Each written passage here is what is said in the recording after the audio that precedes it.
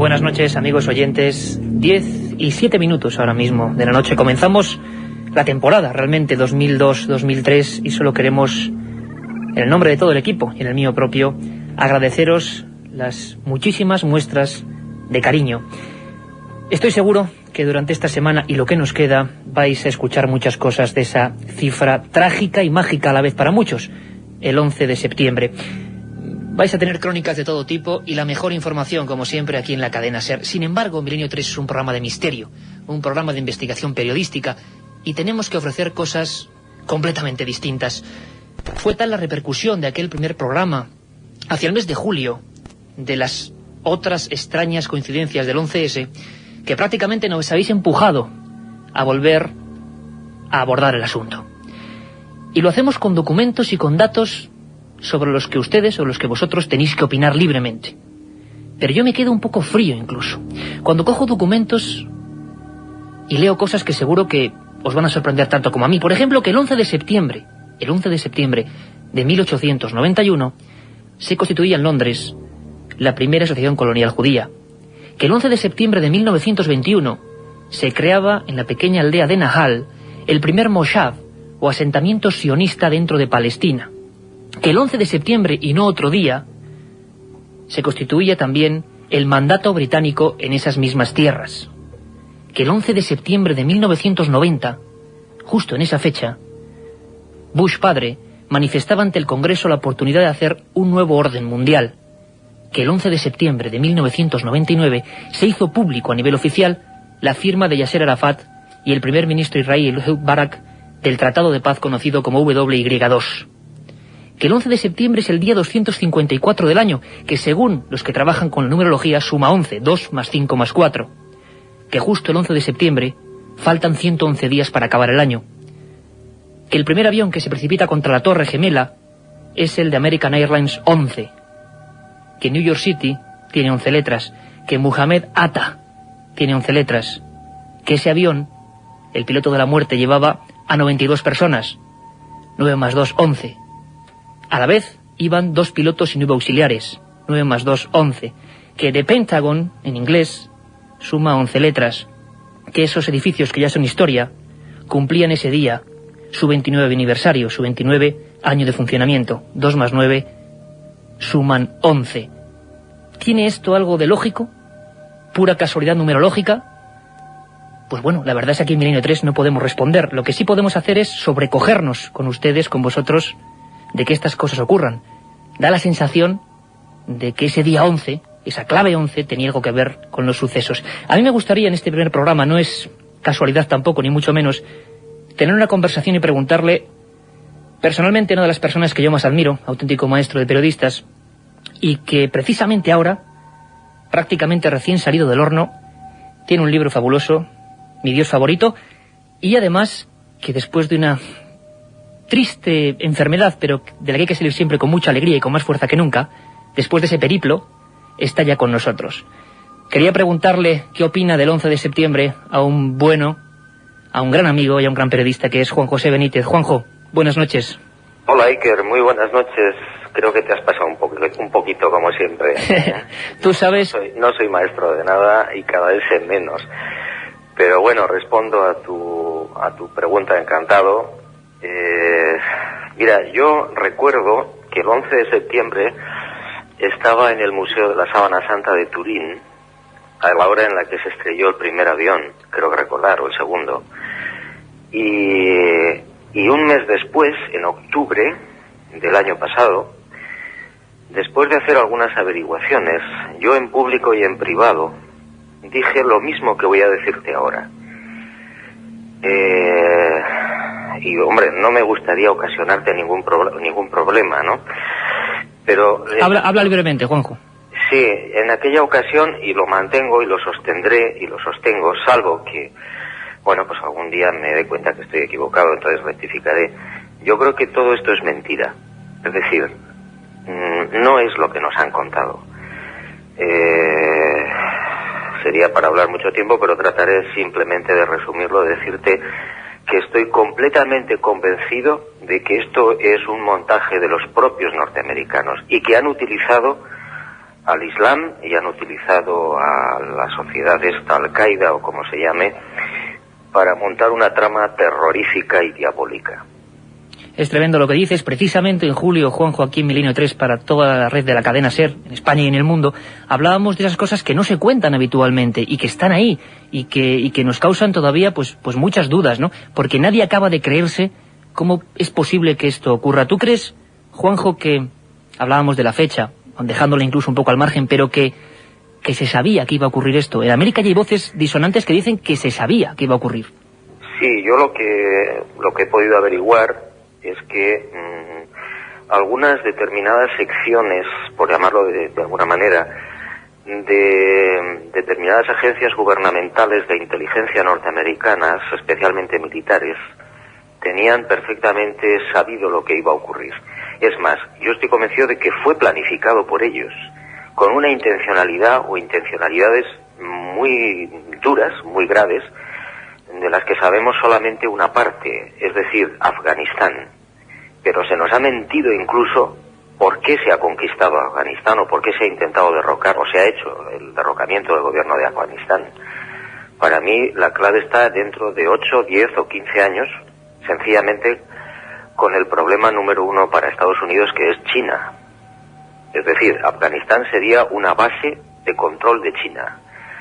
Y, por supuesto, un sistema muy interesante de control del gas, del petróleo, del uranio, etcétera, y de la zona, naturalmente, como una zona geoestratégica muy importante. Toda una trama, Juanjo, casi de tintes financieros que ya se empieza a denunciar. Vamos a hablar hoy con periodistas, psiquiatras, corresponsales de la cadena SER en Washington, que ya empiezan a hablar de eso que el pueblo americano se lo empieza a preguntar, ¿no? Sí, lo que pasa, Iker, es que, como tú habrás podido observar en los medios de comunicación, televisión, prensa escrita, etcétera, nadie se atreve a decirlo. Nadie dice sencillamente el señor Bush es un gran mentiroso. Las agencias norteamericanas de inteligencia son grandes mentirosas. Nos están engañando miserablemente. Y están utilizando al fanatismo islámico, que existe naturalmente, como una pieza, como una llave inglesa, que les viene muy bien para sus intereses. Hay un área amplísima de cosas, imagino, Juanjo, que hasta dentro de muchos años, si es que se saben, sí, pues no vamos a conocer. A mí hay una cosa, y además enfocándolo casi a ese libro que desde luego recomendamos, que se presenta en la Casa de América, precisamente, también es casualidad, el 11 de septiembre, en la Casa de América en Madrid, en el corazón de Madrid, en un lugar además emblemático, a las 20 horas de ese 11 de septiembre. Tú hablas de mi Dios favorito, y mucha gente, incluso hablando del misterio, porque con fanatismo lo arreglamos todo, y sin embargo, ¿qué misterio hay, Juanjo, en la mente de una persona, por ejemplo, como ese Mohamed Atta, piloto de la muerte? La gente dice, no, era un fanático y ya está. Sin embargo, yo me pregunto, y estoy seguro que mucha gente, ¿qué puede haber, casi como un trance semimístico, qué puede pasar en la mente de esa gente para hacer esa especie de inmolación ritual? No se ha investigado mucho, ¿verdad? ¿A qué límites que no conocemos llegan estas personas? Bueno, ellos, las agencias de inteligencia sí lo saben, lo conocen, lo han investigado. Hombre, yo lo que trato de transmitir en mi Dios favorito es hasta dónde puede llegar, como tú apuntas muy bien, el fanatismo, del color que sea, de la religión que sea, porque hay fanáticos en todas partes. Por supuesto. Y en el caso del Islam, los fanáticos se apoyan fundamentalmente en lo que dice el Corán. El Corán, si yo no recuerdo mal, hay por lo menos 33 alusiones clarísimas a la Guerra Santa y a matar y a hacer pedazos a los infieles. Es decir, y es la única razón de la existencia y de la vida de estos individuos, de estos fanáticos. No hay otra, aparte de lo que pueda haber de rencor hacia Occidente, pero está mezclado fundamentalmente con su vivencia del Islam. Para mí, y lo digo con todo respeto, pero con toda claridad, lo mismo que he dicho lo de los Estados Unidos, para mí el Islam, el Corán, no es un libro sagrado, no es un libro divino. Y si alguien pretende que eso es un libro divino, pues le están tomando el pelo como se lo tomaron a Mahoma. Tremendo lo que tú comentas, Juanjo Benítez. Te lo agradecemos además, porque sabemos que es la primera entrevista, la primera vez que hablas para un medio de comunicación después, de esos pequeños problemillas solventados de salud que has tenido y de los que nos alegramos mucho que salgas adelante y con más fuerza que nunca, como decía. Pero, Juanjo, una cosa antes de despedirnos, y es que incluso nuestro corresponsal de la cadena SER en Washington, Javier del Pino, luego nos lo va a contar, se hacía una pregunta, como buen periodista que es, decía, bueno, aquí, ¿por qué nadie pregunta al gobierno de Estados Unidos, ni siquiera, digamos, los grupos de la oposición, por qué no preguntan la cantidad de enigmas que alguna gente se plantea ahí como un cloroformo social increíble. Y una de las cosas, me gustaría saber qué opinas, Juanjo, es, por ejemplo, con esa amenaza de guerra biológica tan terrible, se ha pasado de un terror al ántrax a que de repente dice que el pueblo americano se ha olvidado del ántrax. Y bueno, ¿qué es esto, Juanjo? ¿Tú qué? Pues lo que yo he podido averiguar es que el tema famoso del ántrax y de las cartas aquellas que enviaban por correo, etcétera, eso forma parte de la campaña que va después del 11 de septiembre, porque lógicamente esta organización y todo este follón que se ha montado no termina con el 11 de septiembre, sino que hay que después, el mantener el después de, es decir, incluso a un año después, seguir intoxicando a la opinión pública. Y el Antrax probablemente forma parte de esa campaña posterior, organizada por los servicios de inteligencia norteamericanos, y se valen para ello, para mí, personalmente, de un laboratorio internacional muy conocido, que hacía aproximadamente un año antes había tenido unas gravísimas pérdidas económicas porque había mezclado dos medicamentos que supuestamente servían para bajar el colesterol y produjo una serie de muertos. Eso llevó a estos famosísimos laboratorios, que no voy a mencionar, pero que supongo están en la mente de todos, y que creo que tienen una sede muy importante en Alemania, a la ruina financiera total. Es curioso que cuando sale el Antrax, el único laboratorio que tiene el antídoto es este que yo estoy sugiriendo y apuntando. Es decir, como ves, pues está todo bastante oscuro, y yo la recomendación que hago siempre a la gente es que no crean nada de lo que sale en la televisión. En lo que sale en muchos sitios, la verdad es que es un consejo que seguimos en Milenio 3. Yo suelo decir, Juanjo, que este programa desde luego cree muy poco en verdades oficiales, que intentamos mostrar todo lo que hay, hasta lo que a veces excluye conscientemente, para que los oyentes, que son absolutamente inteligentes, saquen sus propias conclusiones. Juan José Benítez, la verdad es que te mandamos un abrazo grandísimo, esperamos que el 11 de septiembre en la Casa de América esté a rebosar y que sea un éxito, y más que nunca, compañero, fuerza y a seguir investigando, que para eso estamos aquí. Espero que sí, que muchísimas gracias y mucha suerte. Un abrazo muy fuerte, Juanjo. Gracias. La otra realidad. Milenio 3. En la cadena SER. Din don din. Último aviso para el pasajero Gervasio Pons. Llevamos 20 minutos esperándole en el avión, joder, ya le vale, ¿no? Din don din. Aguante un poquito, que me acabo de pedir un Bacardi 5, hombre. Din don din. Oiga, Gervasio, que ya está bien, ¿no? Din don din. Voy, que Bacardi 5, hombre, que está añejado en barrica de roble americano, no voy a tirar la cosa. Din don din. Gervasio, nos vamos. Una lagrimita me queda. Ah, se siente. Din don din. Ve que trefe. Bacardi 5.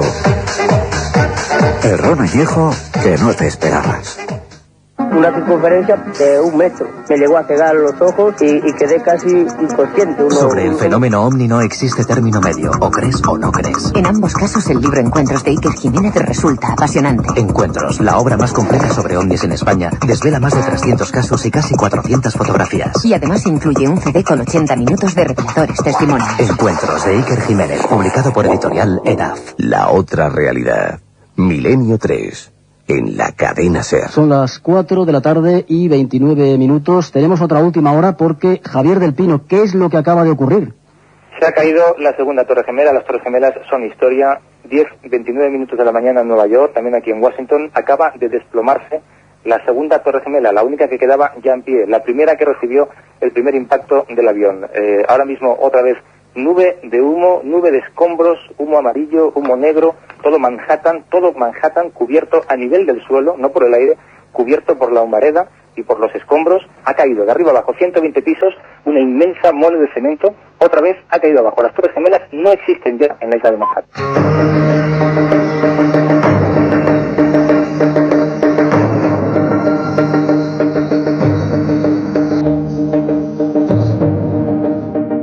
Se acerca la efeméride clave. Hace un año el mundo sufrió una de las mayores convulsiones de la historia. Una imagen que aún no acabamos de creernos y que rompió nuestras estructuras del inconsciente colectivo. Algo impensable había ocurrido recién iniciado el siglo XXI.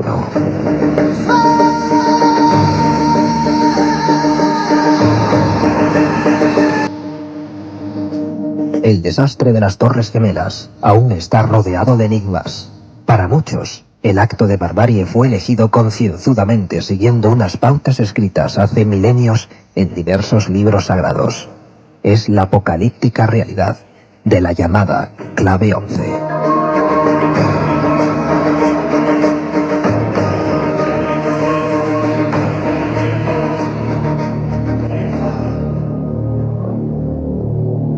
Tremendo lo que nos contaba, a modo personal, Juan José Benítez en esta primera entrevista después de esa tremenda operación a corazón abierto. Y ya está de nuevo Juanjo recorriendo los caminos para contar verdades.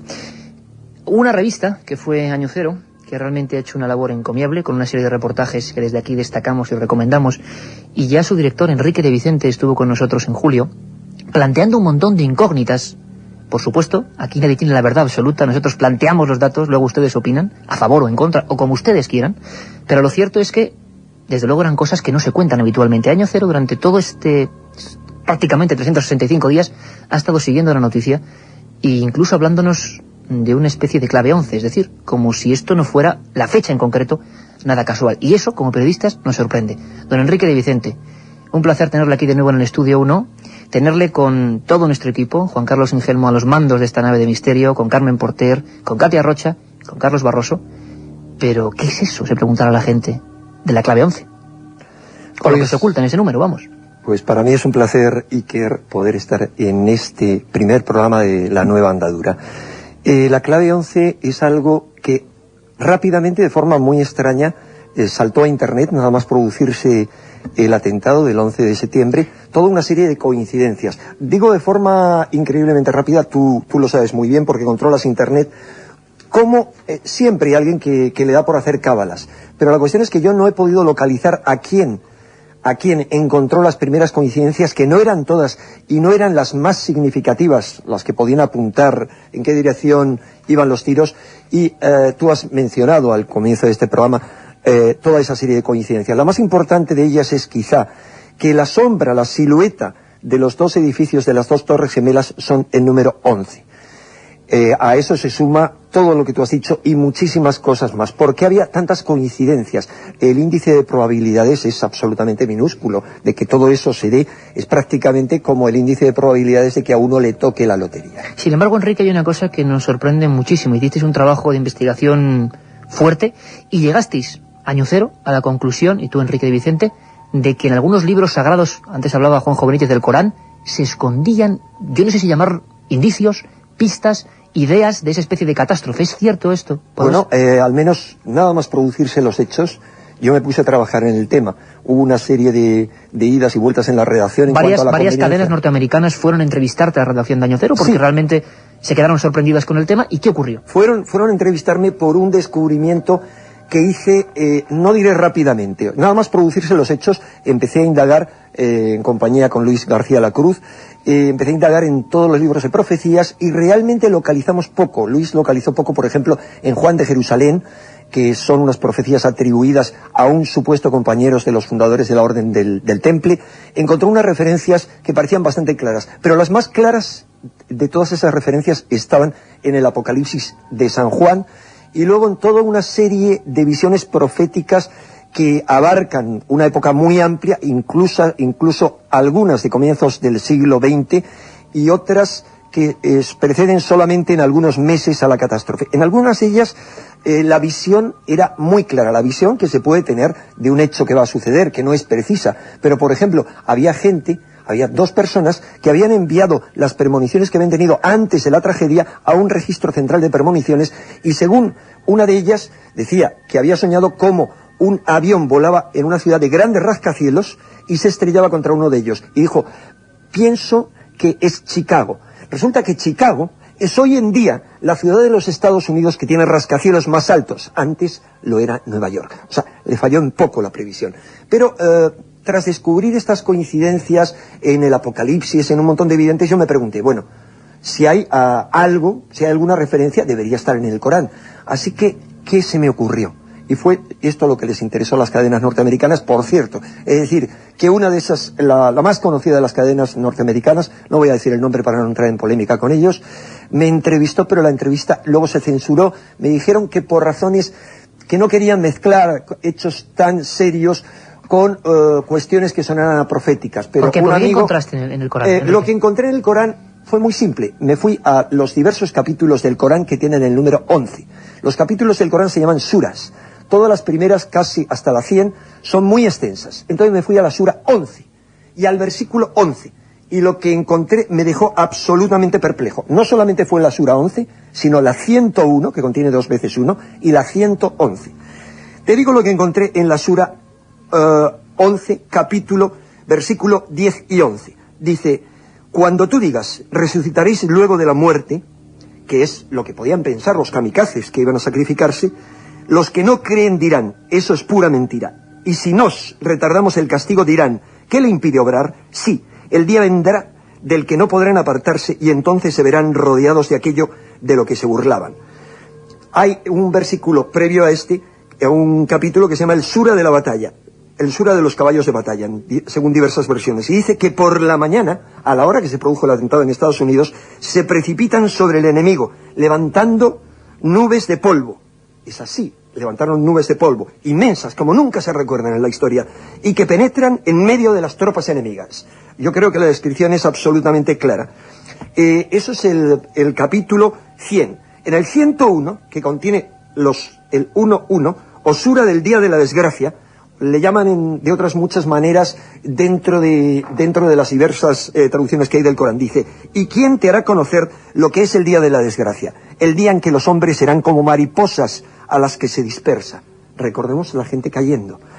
En la que las montañas serán como copos de lana. ¿Qué imagen podía tenerse en la época del profeta Muhammad, Mahoma, de 2 torres? El día de la desgracia. Cayendo como copos de lana. Y dice: ¿quién te hará conocer lo que es el infierno? El infierno es un fuego ardiente. Aquello se convierte en un infierno. Y en el capítulo, la sura 111, que se titula significativamente perezcan, leemos: perezcan las 2 manos de Abu Lahab. Abu Lahab, hay que aclarar que es el tío y enemigo principal de Mahoma. Las 2 manos, hace la referencia a 2 figuras, y que él mismo perezca. Sus riquezas, las riquezas de los enemigos del Islam, no le servirán de nada ni lo que ha ganado. Quemado será por el fuego poseedor de la llama.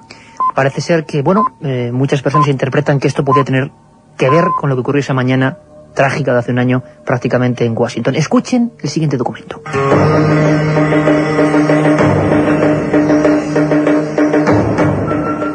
Las voces disonantes, incluso de altos cargos norteamericanos, que denuncian una misteriosa trama con tintes económicos en torno al 11S. Claro, luego ya por...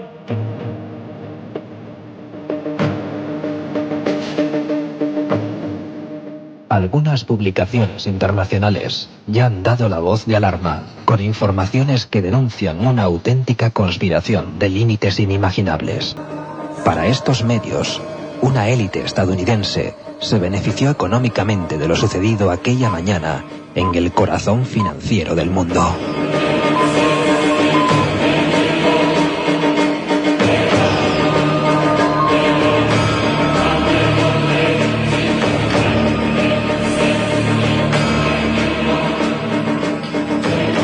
Yo tengo que decirles que como director y presentador de Milenio 3 me cuesta creer como ser humano que todo esto pueda ser real. Los investigadores indagan y nosotros lo contamos.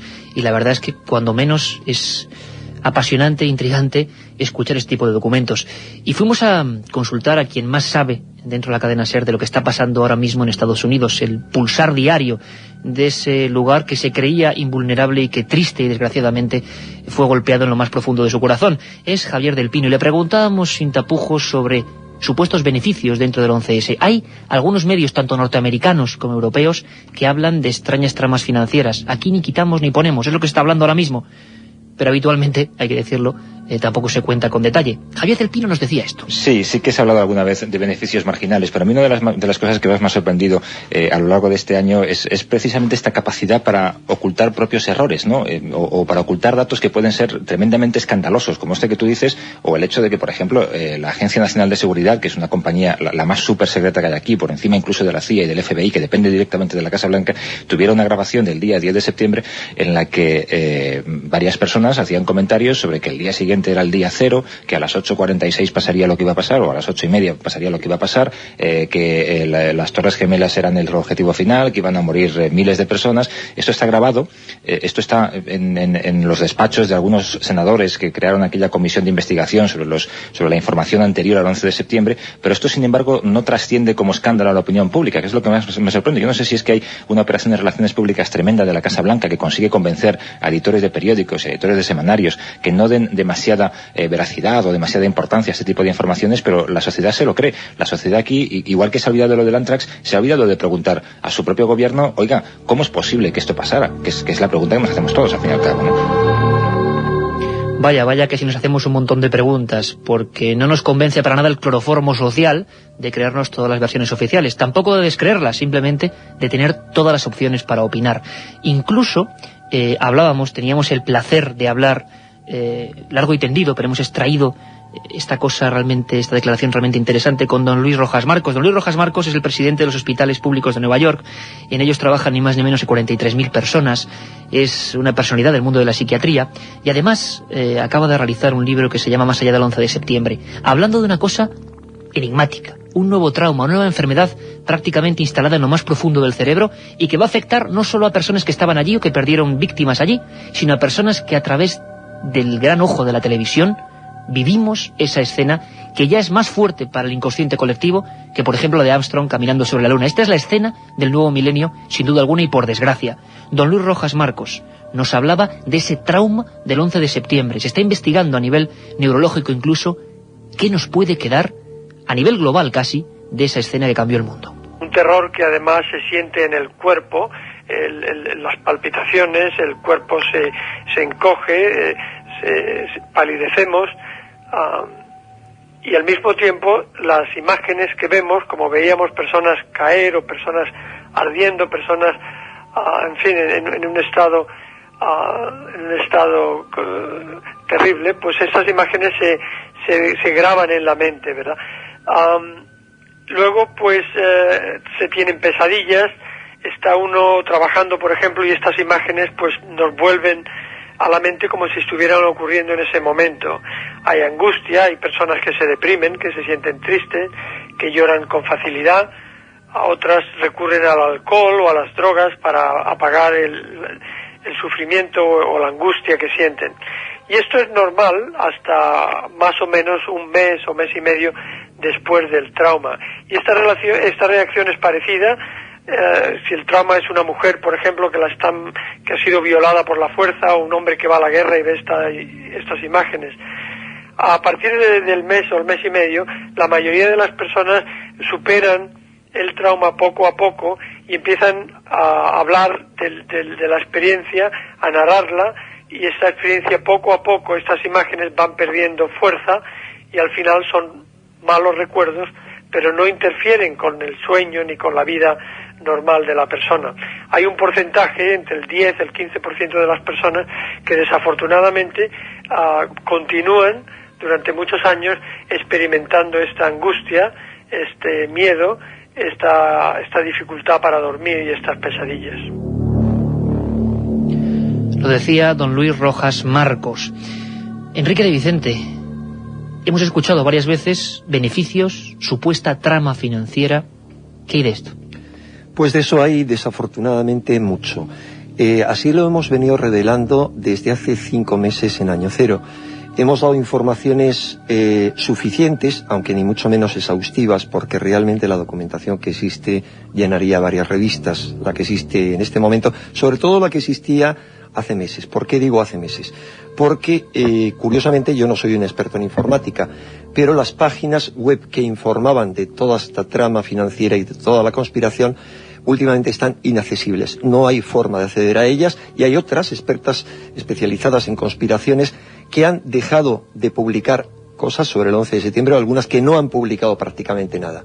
Hombre, lo más curioso y lo más asombroso de todo esto no es solamente la trama financiera que en su día reveló toda la prensa, pero apuntando a que quienes se habrían beneficiado supuestamente eran los colaboradores económicos de Osama Bin Laden, como habían explicado cómo gente que conocía con antelación que se iban a utilizar aviones de las compañías United Airlines y American Airlines habían hecho un tipo de juego financiero que es como una opción de compra de esas acciones, se habían multiplicado su valor por 25. Pero no se quedaba aquí solamente, sino que las opciones de compra también se cernieron sobre las compañías aseguradoras, que perdieron unas cantidades económicas tremendas con esa catástrofe. Pero no solo eso, sino con toda una serie de empresas que estuvieron implicadas en el desastre. ¿Qué es lo que ocurre? Que cuando se ha investigado por parte de algunos periodistas e investigadores esa trama financiera, los beneficios, que no son demostrables porque se habían hecho mediante un sistema que impide conocer quién ha hecho la operación, más bien apuntaban al interior de Estados Unidos. Y claramente quien se ha beneficiado de los hechos que han sucedido después, hoy mismo viene en la prensa, ha sido toda la industria norteamericana prácticamente en todos sus sectores, empezando por el armamentístico, pero siguiendo por otra serie de sectores como el petróleo, el gas, porque como ha dicho muy bien Juanjo Benítez, el interés de Afganistán no solamente es clave estratégicamente pensando en China, sino es un punto de paso de oleoductos y de gasoductos, y los talibanes, con los que se pensaba llegar a una negociación en los meses anteriores, habían dicho no. Y sin embargo, el actual presidente de Afganistán es un fiel colaborador, no solo de Estados Unidos, sino de empresas implicadas desde hace mucho tiempo. ¿Cómo es posible, se puede preguntar la gente, que la propia senadora demócrata Cynthia McKinley ha sido una de las primeras en dar la voz de alarma y pedir a Bush aclaraciones sobre todo eso que no se conoce? ¿Cómo es posible que el 15 de mayo la CBS publique que Bush lo sabía, digamos haciéndose eco del llamado informe Fénix, escrito por el agente Kenneth Williams del FBI, donde se decía cosas tan terribles, tan tremendas, tan difíciles de creer como seres humanos que somos, que no podemos imaginar, por lo menos yo, y creo que mucha de la audiencia, que se haga una catástrofe, que se conozca lo que vaya a pasar, que es que, por ejemplo, en el mes de junio, agentes, en junio del 2001, agentes del servicio secreto alemán, de la BDA alemana, advirtieron del peligro de grupos extremistas islámicos dispuestos a atentar contra símbolos de Estados Unidos e Israel. ¿Cómo es posible, según dice el periódico Frankfurter Allgemeine, que el propio Putin avisara también a la CIA? Y la gente se pregunta... Eso lo ha declarado públicamente Putin, ¿Cómo no se ha actuado? ¿Estamos dentro de la teoría de la conspiración? Probablemente sí, pero ¿cómo no se ha actuado? Es decir, ¿por qué da esa sensación y no se responde, Enrique? Pues es inexplicable. Mira, ahí, ante esa pregunta hay solamente dos opciones. O los servicios de inteligencia han sido y serán unos inútiles totales, que es lo que nos están vendiendo los medios de comunicación. La prensa de hoy mismo estaba manteniendo eso, que seguían en un gran desorden y en un gran caos. Es decir, estamos pensando que quien lleva la inteligencia del país, que es más inteligente a la hora de hacer grandes negocios y grandes operaciones, son unos cretinos integrales. Es lo que se nos está vendiendo. Y la otra opción es que no es eso. Eso es lo que se nos ha vendido y lo que todo el mundo se cree. Y la otra opción es que al más alto nivel había gente que lo sabía y que impidió actuar. Porque no solamente es el informe de ese agente del FBI, sino otro más, el de una agente, la agente Colin Rowley, que declaró con lágrimas en los ojos que la agencia para la que había trabajado durante muchos años la había defraudado. Esto no es una tontería. Esto ha sido portada de la revista Time. Ha salido en las revistas y en los periódicos más prestigiosos de Estados Unidos en portada.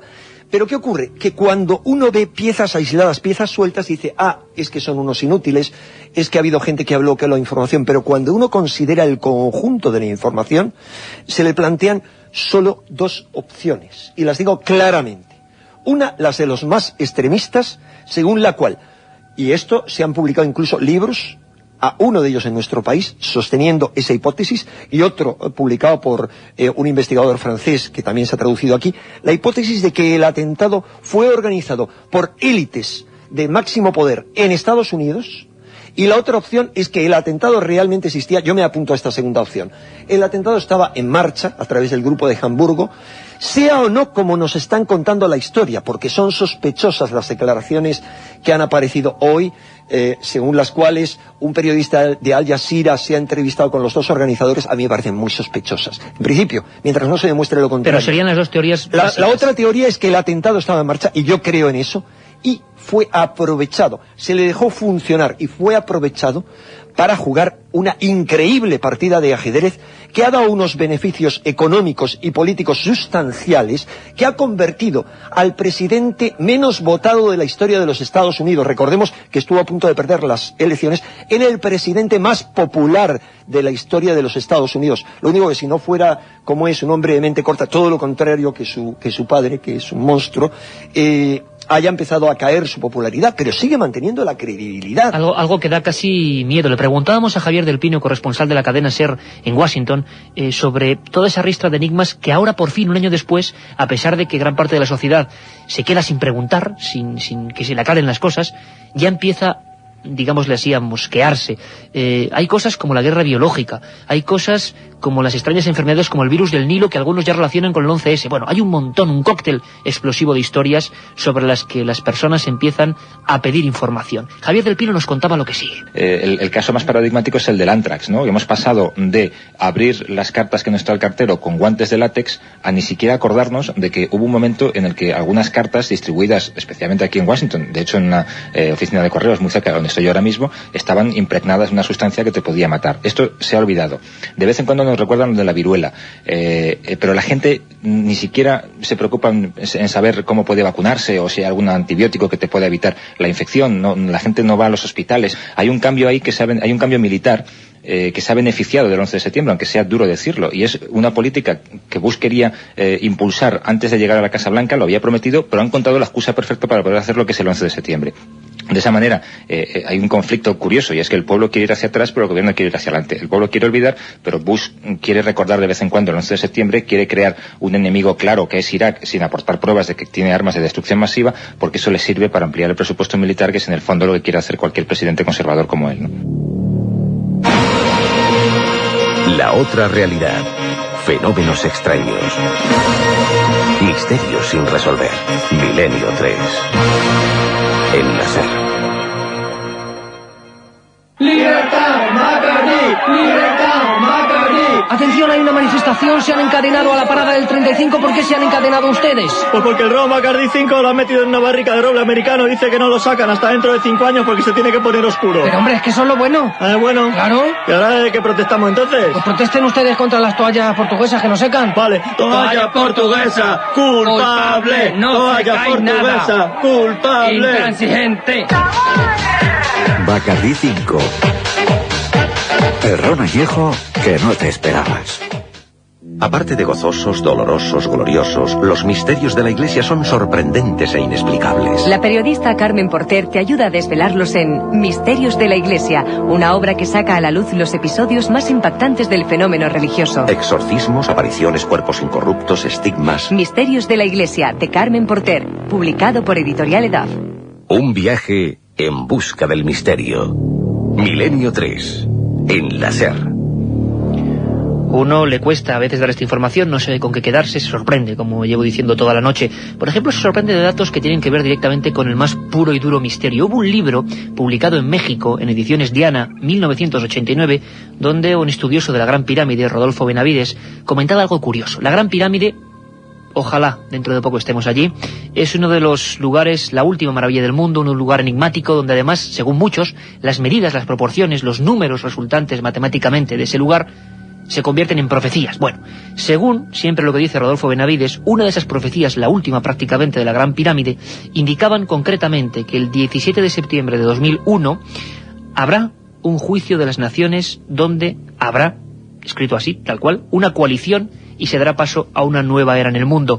Esto publicado en un libro del año 1989. Te corrijo, Iker, la edición original, esa es la que citamos en año cero, porque es la que había consultado. Es más antigua todavía. Es de hace más de 30 años. Mejor me lo pones, Enrique. Hace más de 30 años se escribe esto, el último libro del 89, y hablan del 17 de septiembre de 2001, con ese, digamos, con esa minuciosidad. Pues bien, justo el 17 de septiembre del 2001, los Estados Unidos oficialmente consiguen el apoyo de diversos países para empezar esta nueva era contra el terrorismo. Mucha gente se lo pregunta, Enrique, después de un año y estamos ya en la recta final, después de un año de ver profecías, de ver personas que podían verlo, ya no a nivel físico, sino, como tú decías antes, personas que llamaron diciendo que veían esa visión. Tenemos algo de nuevo, tenemos algo en claro. Un año después podemos saber si hubo más o menos profecías fidedignas de esto que pasó. Pues yo creo que las hubo, y en su momento, hace 11 meses yo las expuse en Año Cero.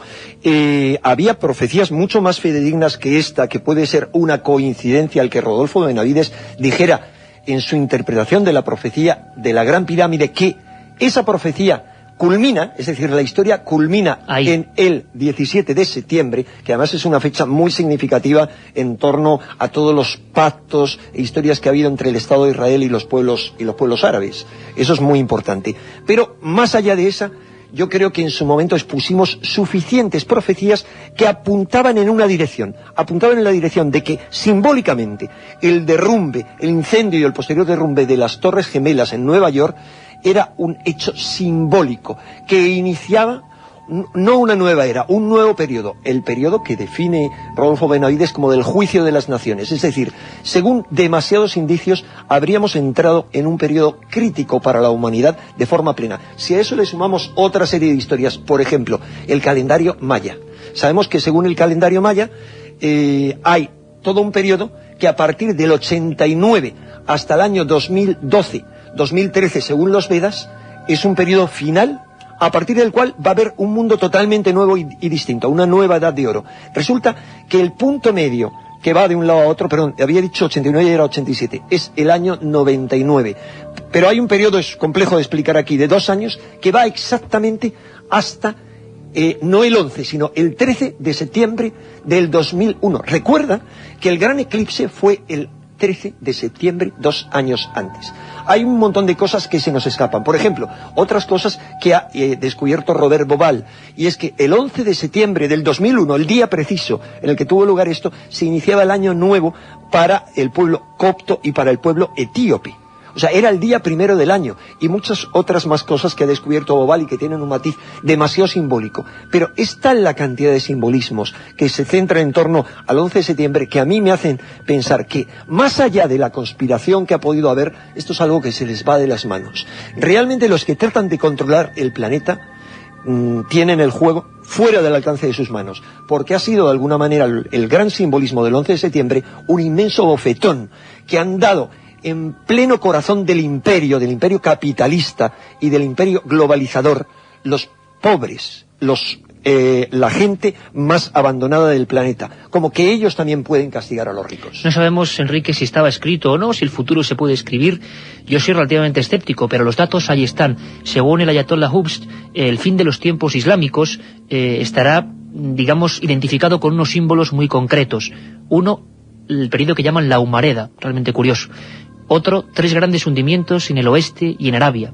Otro, fuego proveniente con llamas del este que envolverá toda la tierra. Después, extensión del Islam por todo el planeta para acabar con eclipse de sol, eclipse de luna y manifestación del anticristo. Bueno, cosas realmente terribles, extrañas, que están ahí, de las que queremos informar, porque desde luego el 11 de septiembre, eso está claro, lo he repetido varias veces Enrique de Vicente, ha cambiado mucho más allá que la condición económica del ser humano o la condición política o militar. Ha cambiado algo tan extraño como el inconsciente colectivo. Nada va a volver a ser igual. Yo, desde luego, espero desde aquí que sea siempre, dentro de lo probable, a mejor. Enrique, ha sido un placer. Nos hemos dejado un montón de cosas, de leyendas urbanas, por ejemplo, en torno al 11 de septiembre, imágenes de caras dentro de las llamas de la Torre Gemela, de Associated Press, imágenes extrañas que rodean todo el simbolismo que hubo allí en esos momentos previos incluso a la tragedia, como esos móviles que registraban llamadas o mensajes supuestamente en árabe diciendo a algunas personas que saliesen de allí. Bueno, un montón de leyendas urbanas que para algunos no son tales y que examinaremos profundamente. Pero hay cosas que no son leyendas y es por qué 4 horas antes del atentado se declaró el estado de máxima alerta en la base naval de Rota norteamericana. ¿Por qué ocurrió lo mismo desde el día anterior en la base de Bray-Patterson y en el Instituto de Idiomas de la Defensa en Garrison? ¿Por qué ordenaron el estado de máxima alerta? ¿Por qué la FEMA, encargada de la seguridad de todo el territorio de los Estados Unidos, el día anterior estaba en estado de máxima alerta? ¿Y por qué, siendo esto así, nadie impidió que el segundo avión se estrellara cuando la base de Andrews estaba a solo 16 kilómetros de Washington? Esto es absolutamente increíble. Don Enrique, pregunta sin respuesta que seguiremos ahondando en todo este extraño espejismo, que ojalá nunca hubiera sido real, del 11S. Ahora de momento nos vamos con el informativo, un informativo que para quien no nos siga o haya empezado ahora los domingos, hacen Carlos Barroso y Carmen Porter, con esas noticias que nadie la cuenta, y se las cuenta siempre Milenio 3, con todos los datos, documentos y corresponsales desde todos los lugares del planeta.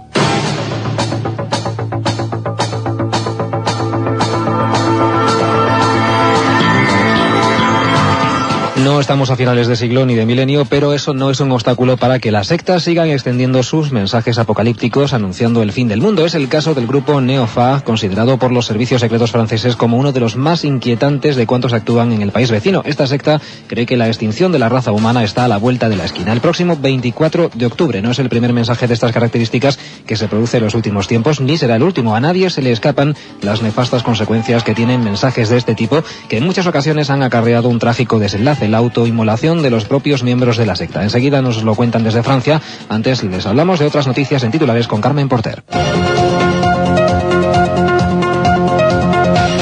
Un grupo de científicos aporta nuevas pruebas sobre la existencia del Yeti.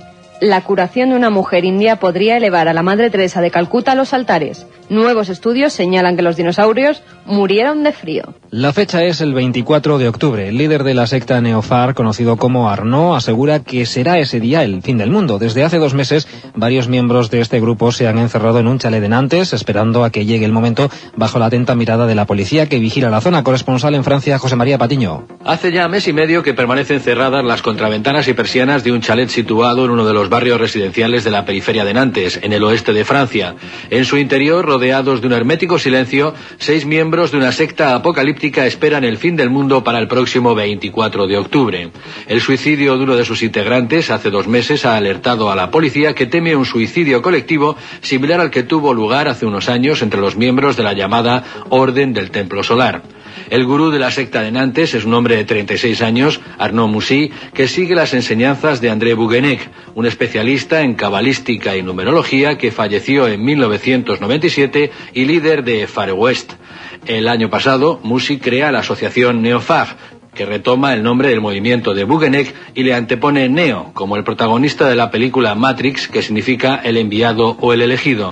A partir del pasado 11 de septiembre, Moussy ya había predicho el fin del mundo para febrero de este año. Entonces, los miembros de Neofag eran una veintena que se distribuían en diversas viviendas, donde almacenaban alimentos a la espera del apocalipsis. No se produjo, aunque sí una redada de la gendarmería, que dispersó al grupo y lo redujo a sus 6 integrantes actuales, que de nuevo esperan, en este caso bajo la atenta mirada de la policía secreta. Exploradores británicos han encontrado en la isla indonesia de Sumatra 2 pelos que podrían pertenecer al Yeti. El descubrimiento, que podría resolver el enigma del hombre de las nieves, se está analizando en la Universidad de Melbourne, en Australia. Hasta el momento, los investigadores no han encontrado ninguna similitud entre estos cabellos y los de cualquier otra especie. El científico australiano Hans Brunner ha comparado las pruebas aportadas por los exploradores británicos con los cabellos de orangutanes, chimpancés, gorilas, osos, macacos y hasta con lo de los humanos, y no ha encontrado parecido alguno. Por su parte, el profesor de zoología y experto en primates, Colin Groves, se encuentra examinando las huellas que los investigadores le han proporcionado y ha declarado que por el momento no puede ofrecer conclusiones, pero que van a ser buenas noticias. Lo que los estudiosos sí han podido confirmar es que los pelos coinciden con la descripción que los nativos de Sumatra dan del pequeño hombre de los bosques, una criatura de algo más de 1,5 metros de altura, con andares muy parecidos a los de los hombres y largo pelo anaranjado. Y es el momento de contarles ya otras noticias de forma breve.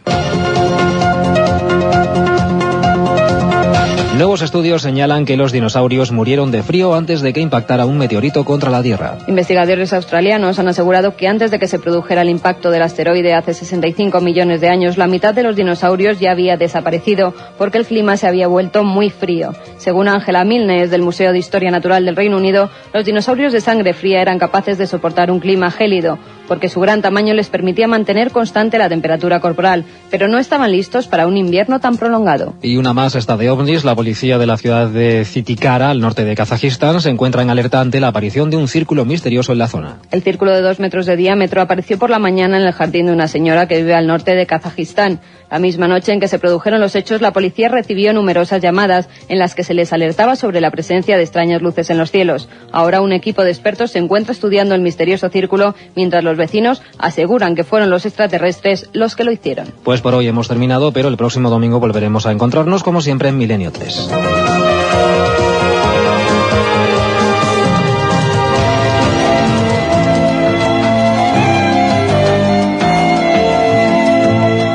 Y con esta sintonía, la de nuestra recta final, llegamos a los mails. Hay que enviar, Carmen, ¿a dónde? A milenio3@cadenaser.com, milenio3 con número @cadenaser.com. Hasta allí nos han llegado muchos mails, como el de Enrique García, preguntándonos sobre la psicofonía que grabamos en la calle San Luis. ¿Salió algo? ¿No salió nada? Bueno, salieron voces, pero creemos, porque aquí somos rigurosos, que eran voces de origen perfectamente natural.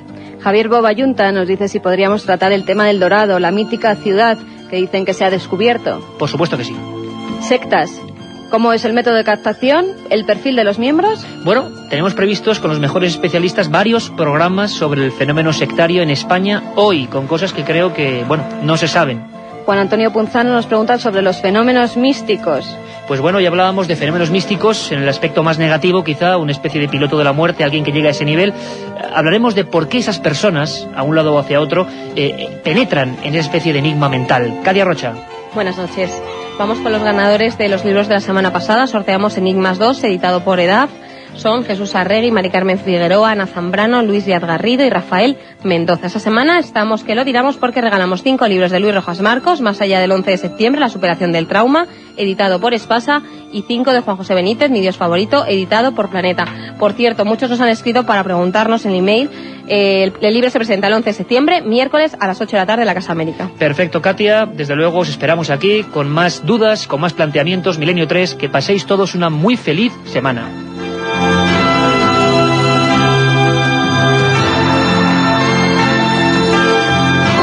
Ha concluido Milenio 3. Una cita con lo misterioso y lo sobrenatural que volverá dentro de 7 noches. Bacardí. Conspira con la noche.